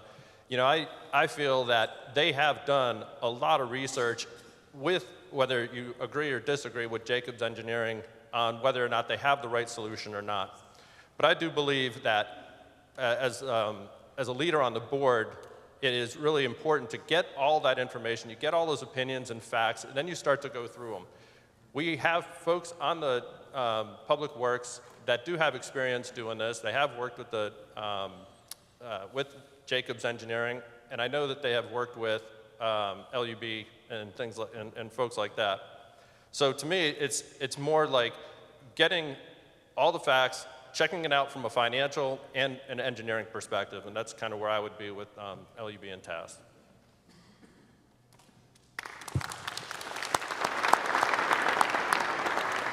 So I think one of the ways to approach discussions with LUB and TAS is to recognize that their problems are our problems. So LUB has broken ground on a $70 million wastewater treatment plant over in Loudoun. That's because volume is growing and they need to address it. And guess what? We're part of that problem. We're feeding them some of that volume. LUB has I&I problems. We have I&I problems. So I think maybe the approach to LUB and TAS should be, how do we help you by you helping us?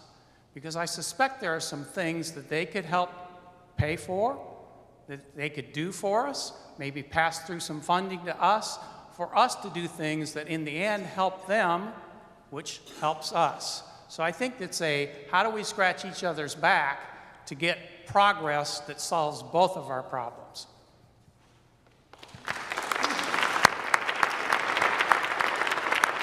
Thank you very much. Do any other questions from the floor? Here we go. Come on up.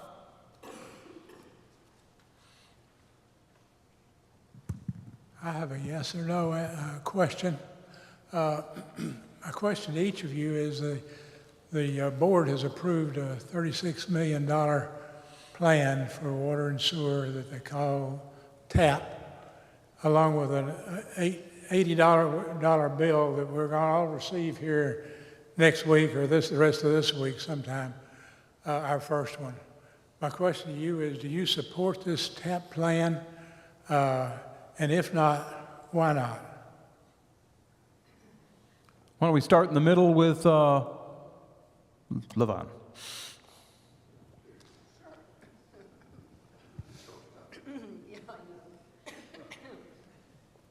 I support all of the work that's gone into it, yes. I believe that we have to do something about it. It is an aging infrastructure, and we cannot continue to kick it down the road. Do I like it that it's $80? No, I don't. I think we should have started it earlier, but I do think that we definitely need to do something. And I feel like all we've talked about is the water, and I know that that is what's on everybody's mind. But please remember that there are a lot of other issues that are going on. We will get by this water issue. We will get by the Tanasi buildup. There will be more projects down the road. We need a board that can focus on everything. We have a lot of work to do, and we've got a great community. We will get by this water. I know we will. We got through COVID. We can get through anything. But yes, I do agree that we definitely need to do something.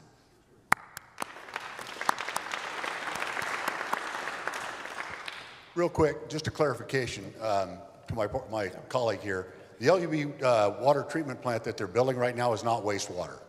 That is a freshwater plant. It's designed to generate over 6 million gallons a day to feed the new corn syrup plant going in across the lake. So that's not what they're building right now.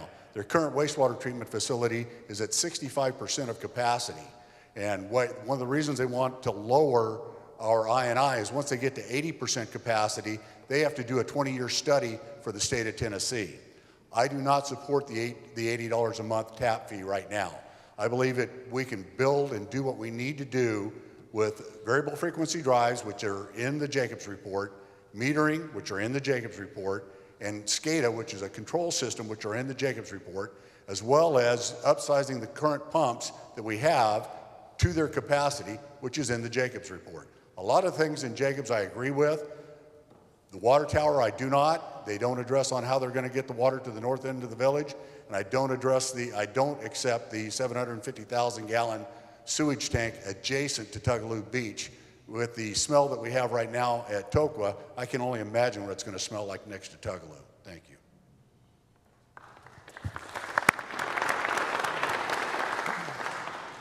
Thanks for the question. I know nobody really wants to increase their budget, adding another $80.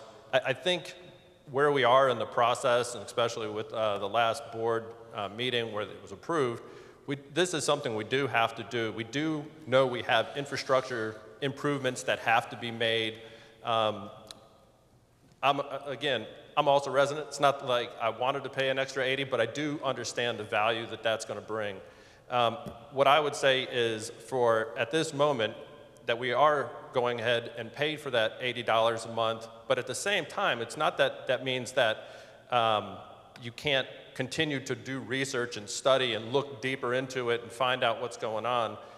So to me, it is, I agree, pay the $80 for now, but we do have to do more research and still continue to do the study and find out whether or not, is this really the $36 million or is it less, right? And that's where I think that we have to continue on.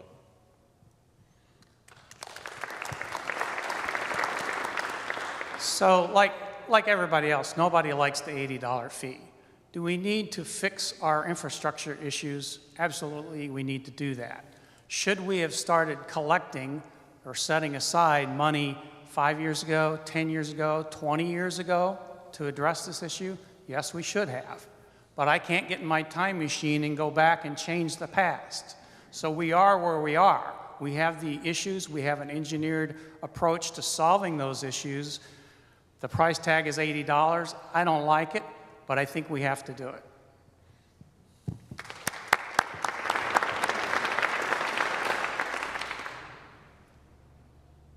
Everybody's already said it.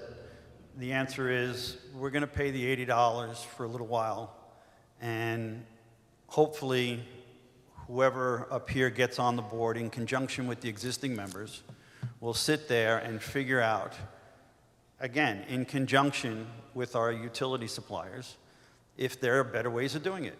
If it's cheaper, as Joel said, we might sit around for 2 years, wait for LUB to sit there and upgrade their system, and all of a sudden, we don't need to put a storage tank in. You know, how do we get away with it for the next 2 years? What do we need to do to make sure we don't have any emergencies and stuff like that? We do that and we don't have to, you know, spend 10 million bucks. Okay. So at some point, it might be adjusted. I don't know. But I think we need to sit down and evaluate. It has to be done. It's a problem. I'm not happy about the $80 either. I don't think anybody is. That's why everybody's so concerned this year. But it is a very complicated problem, and it really needs to be studied, if you will. And that includes having an outside, engineer check reports and having the meetings with our utility suppliers. And I think those combinations will bring us up to a decent solution a year, 2 years from now, whatever it is. But at some point, we'll have the solution, and hopefully we won't make this mistake again.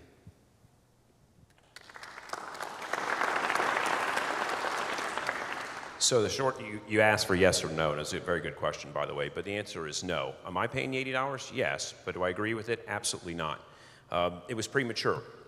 What I mentioned before is that there wasn't a deeper dive, there wasn't enough information. We only used one engineering firm, and by the way, does everybody know that Jacobs Engineering is no more? They're Jacobs Solutions. They're not even the same company. So here it is, we're dealing with a company that's now no longer who they were. We got one opinion. We didn't talk to Dan Cooper, who's been here since the beginning. John Cooper has all the original documents and infrastructure, designs, whatever. Nobody talked to him. We talked to him for how long? 2 or 3 hours we talked to him, and he went over the history and all the details. Of course, nobody met with LUB, talked to them. They are elated to partner with us to get these things done. There's a lot of things the deeper dive that we talked about. There is so much information, and I want to really encourage you, TAP 2.0. It's on telecosmart.com. By the end of the week, we are going to have the step-by-step the steps to address the water issue and the flow, to address I&I, to address odor. It's all in there. We're not leaving any stone unturned. And we're going to address root cause. We don't advocate putting in a 750,000 gallon wastewater tank. We don't want to put another 1 million gallon water tank on the hill near the one we already have, when Mike already explained by looking at all of our infrastructure designs, from our pipes going from 12 inches to 8 inches, it can't get it to the north. We have to and when we put a water tank in, it won't cost $9 million. It'll cost no more than $2 million. So the costs that are in TAP are inflated. The solutions are treating the symptoms, not fixing the root cause. TAP 2.0 is addressing root cause at a fraction of the cost, less than $7 million. So I say no on the $80 because we've already had the FAC come up and present to us that $7 million is already in reserves for water and sewer. It's already been set aside. It's enough to do the whole thing. Why would I go to you and collect more money? It makes no sense to me. Thank you.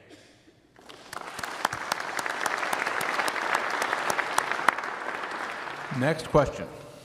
My name is Ralph Orada. My wife and I have been here for 7 years. And we've heard a lot about customer focus and politics and doing it one way or another way. Well, I'll tell you what, try working for a major oil company for 35 years. I retired from Chevron Corporation, and regardless of the social event, the people that were actually being nice to me said, "Oh, you're one of those." So after one meeting, I laid in bed thinking, thank God for ExxonMobil, because we're only the second most evil corporation in the world. You really had to do a job on customer focus working for a company like that.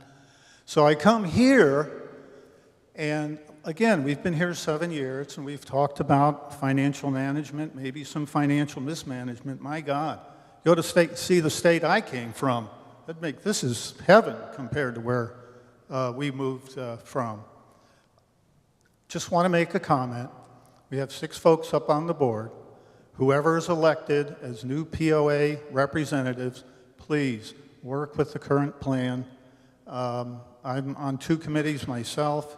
I know enough to know what the finance folks have put into it, long-term planning have put into this.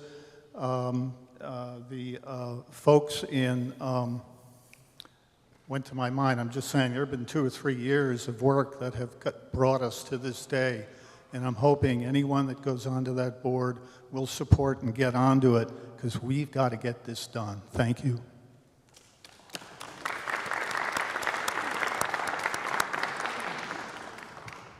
Hi there, my name is Sue English Colvar, and I applaud all of you for being up there. I know what you're going through. So the thing is, being on the board is, and especially new board member, it's kind of like drinking through a fire hose. All these things you never would have thought of come at you all at one time. And as I'm sitting here listening to this, I see a lot of focus, and rightly so, on the water problem. I see a few of you who seem to be kind of single issue candidates. So my question to all of you is, how will you be a successful board member beyond the water issue for our community? Go ahead. So thanks for that question. So as I've indicated earlier, my focus for the campaign has been my theme. It's finances, operations, communications, unity, and safety. So we've got big issues with water and sewer, but that's not the only thing. So just let's stick on the financial realm for a second here. We're about to kick off rebuilding Tanasi. We're going to pull $7 million out of reserves to do that. We have a leased golf cart fleet, and that lease will come due in 2026. Now, we leased the golf carts because interest rates were very low, and we got a screaming deal. Interest rates are not really low anymore. Are we going to be able to release golf carts in 2026, or are we going to have to buy them? If we have to buy them, that's probably a $3 million ticket. We have a note from Cooper. When we bought out Cooper Development, we did that with a combination of cash and a loan. That loan has a balloon payment, comes due in 2026. We're either going to have to refinance that loan, or we're going to have another payment to make, another $3 million. We spend about $1.5 million a year on roads, just maintaining that. That's another $7 million. The FAC has recommended that we maintain a minimum reserves of $10 million. Those are all the forces that are impinging on us from a financial standpoint. On an operational standpoint, we need to get much more efficient. Do you know that we mail coupon payment books every year for people to write a check and bring them in to pay their monthly assessments? We process and manually enter thousands of checks every month from people paying their POA assessments. We need to do what POA Key in South Carolina did 3 years ago. They said, we're not doing that anymore. Everything's online. Your invoices are going to be online. You're going to pay your assessment online. There's operational efficiencies throughout the village that can be had like that. We need to practice open and honest communications. We've had some ready, fire, aim missteps in the past, and we need to stop that. Unity is an important part of focus as well. We need to foster the spirit and the culture of Tellico Village. We are friends and neighbors, and we should never lose sight of that. And for heaven's sakes, let's take pride in our village. The village is not broken. We've got plenty of things that are right about the village. Do we have challenges? Yes. We need to fix them? Yes. But we are friends and neighbors. Let's be proud of Tellico Village. And finally, nobody's talked about safety. We need to modernize. We need to influence TDOT to help modernize our roads. We need traffic lights and traffic circles to reduce accidents that occur in Tellico Village. And we have a volunteer fire department that is responding to 3 times the call volume with the same number of volunteers that they've had since 2011. Those are the kinds of things that we need to focus on.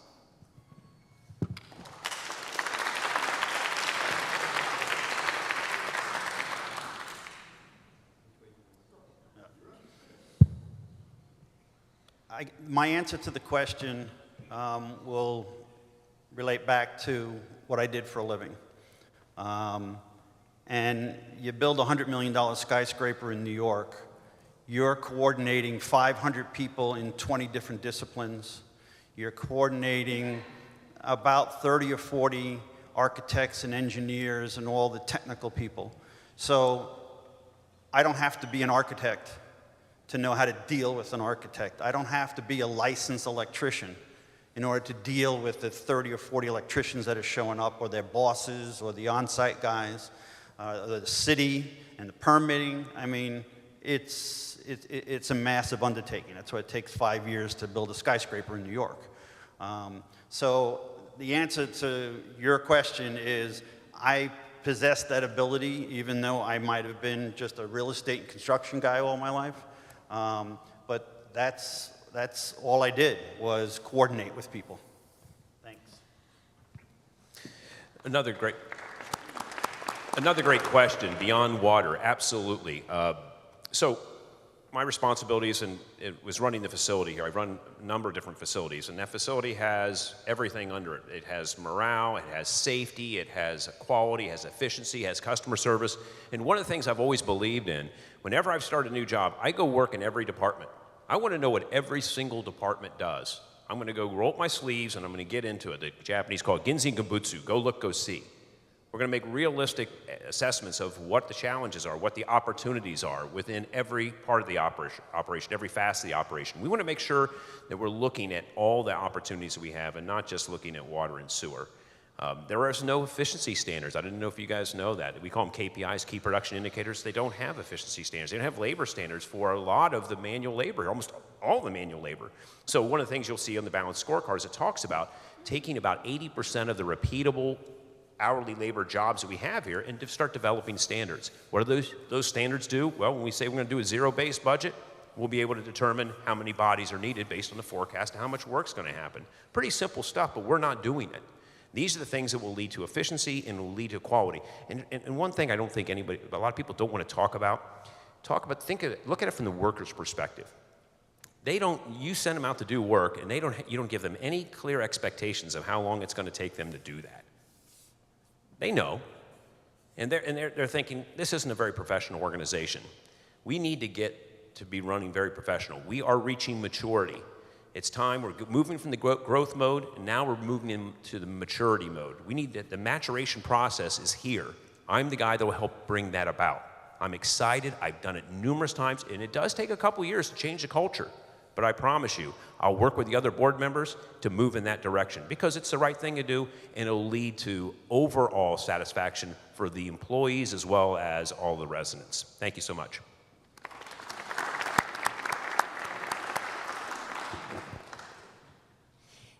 Well, I am not running on just one campaign. And I have to say, I know that we keep talking about the water, and Joel and Mike have some great information. I wish they had been part of PSAC. Tried. Because we probably could have, there's so many years. So anyway, yes, a lot of different, I am not a one-threaded. I consider myself sometimes a jack of all trades, master of none.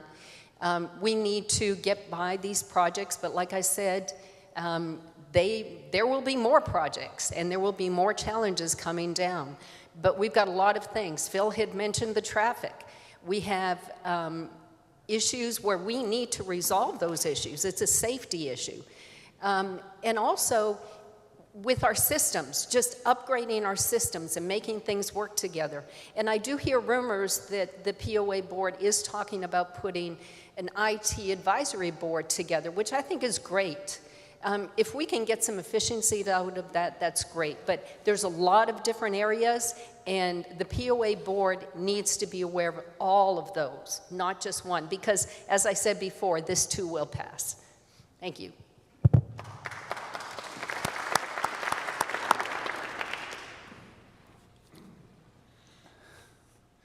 A couple of things that are brought up. When you run a $125 million company over 4 different states with 800 employees, you get to see a little bit of everything. And it's not just construction.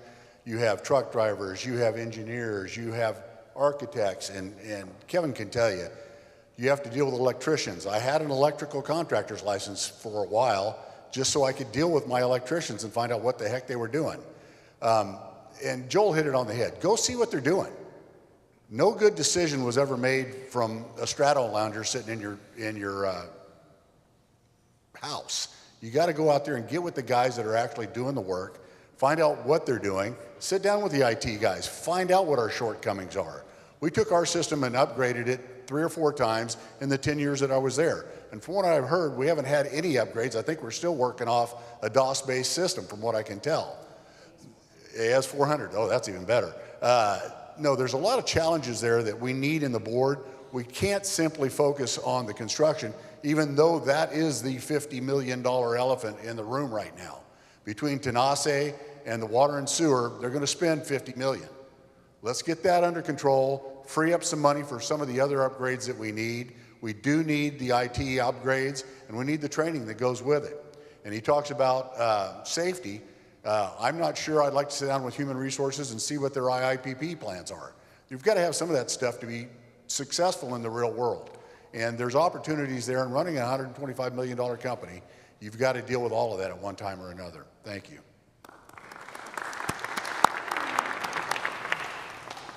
I think it is a great question, and it's almost as if most everybody here just went through my presentation, because I don't focus just on the I&I, and that was actually in the presentation, right? There is a lot of passion around the water system right now, but we do have to create this IT Advisory Council. We do have some IT issues. We do have to get us more into the modern technologies to be able to create those efficiencies.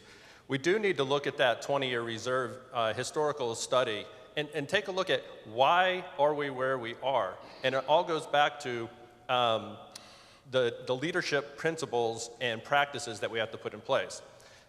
Going through this candidacy for the board, I've looked up a lot of different things, right? I'm kind of like a data person. I'm trying to get in there and find out, okay, well, why is this? And what I did find is that there is a lot of really good information that the Long Range Plan group has done. They've put out a lot of information, a lot that came from the surveys. The POA has done a lot of great work. And that's where I am kind of focused, right, is how do we take all that really great work that everybody has done, the POA members that have done great work, the committees that have worked hard to get us the information, but now how do we wrap those leadership skills around that? And that's why part of my plan is also putting in the development process. We have a lot of folks in IT that are technical people, and all of a sudden they get slammed into a management role. And what we have to find out is, do you have the competencies of a leader? Just because you can do something doesn't mean you should do something. So what we would want to do is make sure that we get that leadership development. And once you get that leadership development, then you can get the critical thinking to start. And then you can start to find out what is going on. Why are we in the situation we're in? Those are the keys. It's not, like I said, all about this I&I and, and the $80 fee and what a fee is versus assessment. Those are important things. However, we have to make sure that we do put all of the packaging around it, the KPIs, the SWOTs, all those things, but really, those are just kind of table stakes for leadership. You should have those in place already. That's the problem that we have to focus on, and that's what we're going to fix. Thank you very much. We're running close to our 2-hour limit. Do you have a short question, and is it not water and sewer related? Well, we're going to give a 1-minute answer, so go ahead and a 1-minute answer, gentlemen and ladies. My name is Mark Warner. First of all, I applaud you all for being here and doing this. This is wonderful. This is one of the best. I've been here 14 years, folks, and this is one of the best groups of candidates I've ever seen, ever. So you got a lot of qualifications. I love the fact that you're focusing on our headlight coming down the tracks, because it's not daylight. It is the headlight of the 907 from Chicago, and it's called Water and Sewer in Tenase. So that has to be addressed and addressed now. But after all that's done, we have an issue called governance. And some of the problems, or some of the reasons we're here today, is because the governance that we've gone through, the governance that has taken place through the POA, at times has given us maybe less trust, has given us less confidence, and it has led to some of the problems we're in today. For example, I know there's an effort, a GoFundMe, to bring another legal opinion to the fee versus special assessment. I, for one, have taken offense to the fact that we've used a fee as opposed to a special assessment, because the POA took my voice out of the decision. It was done deliberately, and it was done with foresight. How will you change the governance so that we end up getting better trust and understanding and commitment from the people in the village? Would anyone like to answer?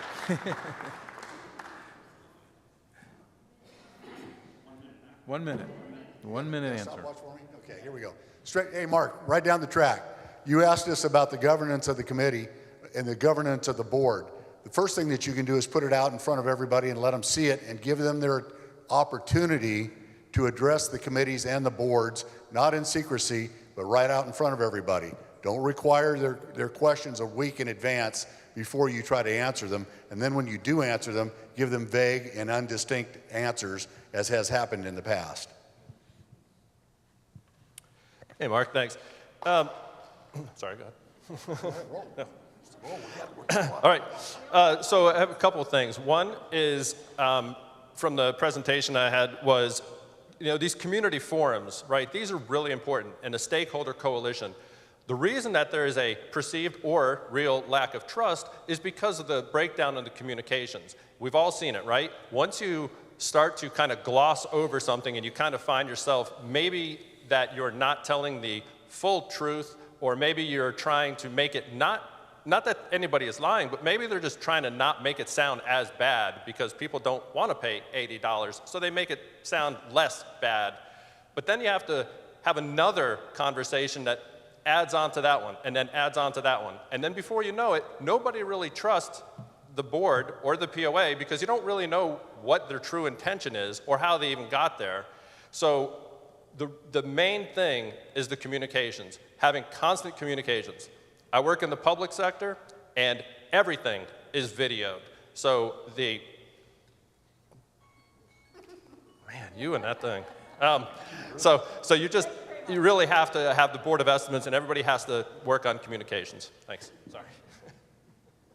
So this goes back to something I said earlier. In the last several years, the board has had several ready, fire, aim missteps. And ready, fire, aim is they took action before they had explained why are we taking this action, what is behind this. And that's what leads to mistrust. It's not necessarily that the action was right or wrong or good or bad. People didn't know why are we taking that action. So you have to turn that around. You can't take action until you've explained, here's the situation, and here's why we're contemplating this course of action. You can't say, let's shoot, and let me tell you why we were shooting.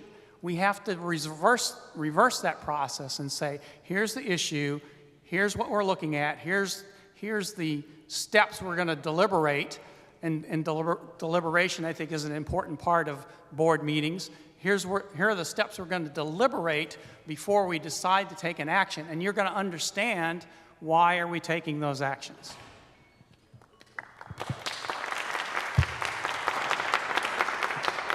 I'm going to make up for everybody else.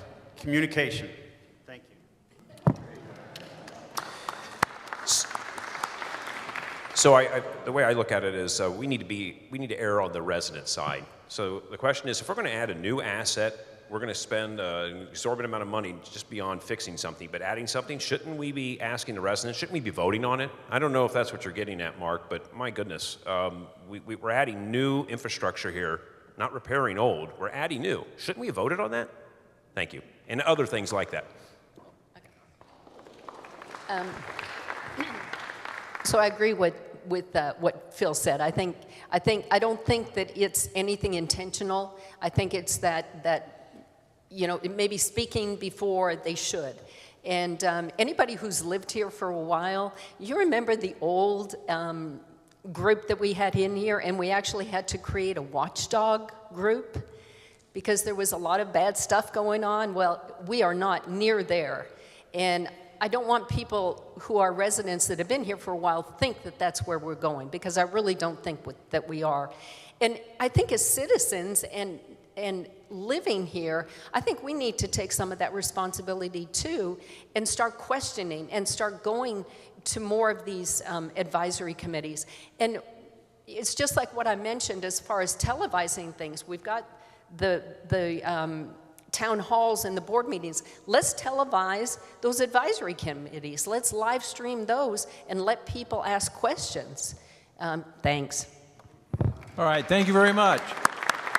I believe that's going to be the end of the questions, and I just have a quick note to mention is the important dates coming up. We have November 3rd when the election actually opens up, and on November 21st, we must receive both the electronic and paper ballots in to the POA office, and on the November 22nd, an official announcement will be made as to who the winners are.